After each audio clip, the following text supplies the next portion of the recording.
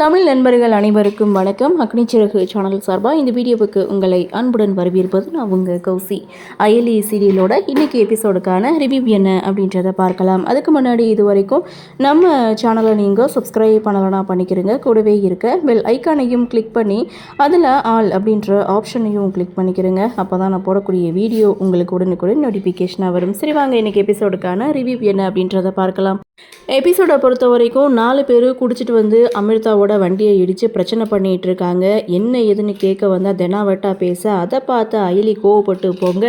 இருந்தாலும் தான் குடும்பத்துக்கு முன்னாடி கோபத்தை வெளிப்படுத்தக்கூடாதுன்ட்டு காலில் விழுந்து மன்னிப்பு கேட்குறாங்க. அதை பார்த்த ஜமுனா அயலியை திட்டுறாங்க. அவங்க தான் பிரச்சனை பண்ணுறாங்க, நீ என்ன காலில் விழுந்து மன்னிப்பு கேட்குறான்னு ரித்திகா ஒரு பக்கம் ஜமுனா ஒரு பக்கம்னு அயலியை திட்ட.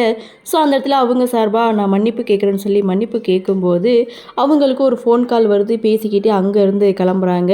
ஸோ ஜமுனா அயலியை தான் திட்டுறாங்க. அப்போ ரித்திகாவுடைய கல்யாணம் வருது, அதனால தான் எந்த ஒரு பிரச்சனையும் வரக்கூடாதுன்னு நான் மன்னிப்பு கேட்டேன் அப்படின்னு சொல்ல, சரி இந்த காய்கறிகள்லாம் அள்ளணும், போய் பை ஒன்று எடுத்துகிட்டு வான்னு சொல்லி அயலியை வீட்டுக்குள்ளே அனுப்புகிறாங்க. அப்போ அயலி பயங்கர கோவத்தோட வீட்டுக்குள்ளே என்ட்ரி கொடுக்குறாங்க. போன அயலி ரொம்ப நேரமாக காணும், எங்கடா அயலியை காணும்னு ரித்திகா போய் தேடுறாங்க.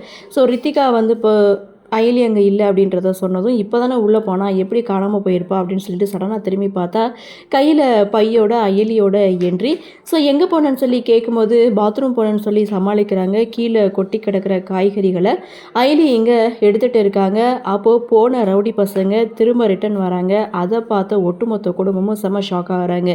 இப்போ தான் பிரச்சனை பண்ணிட்டு போனாங்க, இப்போ திரும்பி வர்றானுங்களே அப்படின்னு சொல்லி பயப்படும்போது காரை விட்டு கீழே இறங்கினா எல்லாருடைய முகமும் செவந்து போயிருக்கு. அதாவது யாரோ அடித்த மாதிரி இருக்குது. ஸோ என்னாச்சு, யார் உங்களை அடித்தது அப்படின்னு சொல்லி கேட்கும்போது 4 பேரும் மண்டி போட்டு மன்னிப்பு கேட்குறாங்க. மன்னிச்சிடுங்க, நாங்கள் செய்தது தான் தவறு அப்படின்னு சொல்லி மன்னிப்பு கேட்குறாங்க. உங்களுடைய மாற்றத்துக்கு என்ன காரணம், யார் இப்படி உங்கள் நிலைமைக்கு ஆளாக்குனதுன்னு அயலியுடைய பாட்டி கேட்கும்போது அந்த இடத்துல ஒரு குட்டி ஃப்ளாஷ்பேக் சீனுக்கு போகிறாங்க. அதாவது அயலி தான் அவங்கள அடித்து துவைச்சி எடுத்திருக்காங்க. ஸோ இதுதான் குட்டி ஃப்ளாஷ்பேக் சீன்.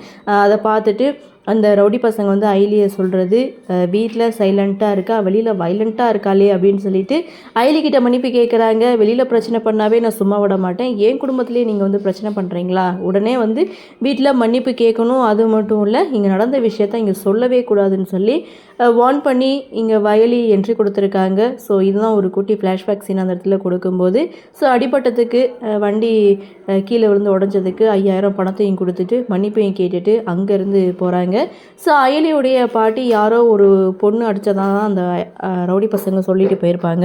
ஸோ அங்கே அயலி வந்து அந்த இடத்துல மன்னிப்பு கேட்கும்போது, நீ தான் இந்த மன்னிப்பு கேட்குற, யாரோ ஒரு பொண்ணு உன் அப்பாவை அசிங்கப்படுத்தினதுக்காக அடிச்சுட்டு போயிருக்கான், ஸோ நீ என்னவோ அவங்க காலில் விழுந்து மன்னிப்பு கேட்குற அப்படின்னு சொல்லி, ஐயோ ரவுடிங்களை நான் அடிக்கிறதா அப்படின்னு சொல்லிட்டு அயலி வீட்டுக்குள்ளே போகிறாங்க. அப்படியே சீனை கட் பண்ணால் செல்லம்மா என்ன பண்ணுறாங்க, அயலியுடைய நகைகளை பீரோவிலேருந்து எடுக்கணும்னு சொல்லிட்டு பீரோல் சாவியை அயலி ரூமில் தேடிட்டு இருக்காங்க. ஸோ தேடி முடித்து கிட்டத்தட்ட சாவியை கண்டுபிடிச்சி பீரோவையும் ஓப்பன் பண்ணி நகைகளையும் எடுத்துட்டாங்க. இவ்வளோ நகை இருக்குது, இந்த வீட்டில் எவ்வளோ பிரச்சனை வந்திருக்கு, ஆனால் அந்த நகைகள்லாம் வெளியில் எடுக்காதவ ஜமுனா கேட்டதுமே நகையெல்லாம் கொடுக்குறாளே அப்படின்னு சொல்லிட்டு இதில் வேறு ஏதோ விஷயம் இருக்குது அப்படின்னு சொல்லிட்டு பீரோவை செக் பண்ணி பார்த்தா அதில் அயலியோடைய துப்பாக்கி இருக்குது. ஸோ துப்பாக்கியை பார்த்ததுமே பயந்து கீழே போட்டுட்டு இங்கே ஜமுனா கிட்ட வந்து, நம்ம குடும்பத்துக்கு ஆகாத வேலையை தான் இவள் பார்த்துட்டு இருக்கா, அவள் அம்மா என்ன வேலை பார்த்தாலோ அதே வேலையை தான் இவளும் பார்த்துட்ருக்கா அப்படின்னு சொல்லி உண்மையை போட்டு உடைக்க ஒட்டுமொத்த குடும்பமும் அதிர்ச்சியில் உறைஞ்சு போய் நின்றுட்டு இருக்காங்க. இதோட எபிசோடையும் முடிச்சிருக்காங்க. சரி என்ன நடக்குது,